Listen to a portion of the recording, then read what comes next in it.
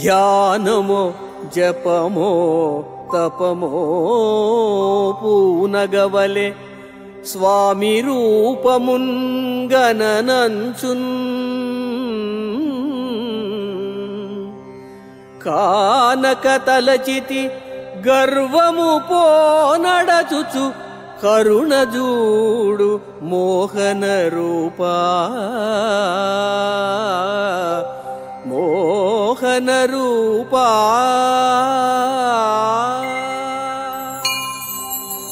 వ్యాజ కరుణామూర్తివై ఆకర్షించే స్వామి వెంకటేశ్వర, నీ సాక్షాత్కారం కావాలంటే ధ్యానమో జపమో తపమో ఏదో ఒకటి తప్పకుండా చెయ్యాలని, దానివల్ల మాత్రమే నీ దర్శనం సాధ్యమవుతుందని అజ్ఞానంతో అపోహపడ్డాను స్వామి.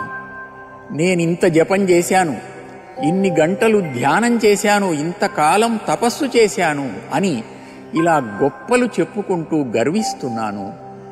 ఈ అహంకారాన్ని పూర్తిగా తొలగించి కరుణతో సర్వమూ నీవే నిర్వహిస్తున్నావని, నీ సాక్షాత్కారం కూడా నీ దయతోనే లభిస్తుందని తెలియజేయి స్వామి.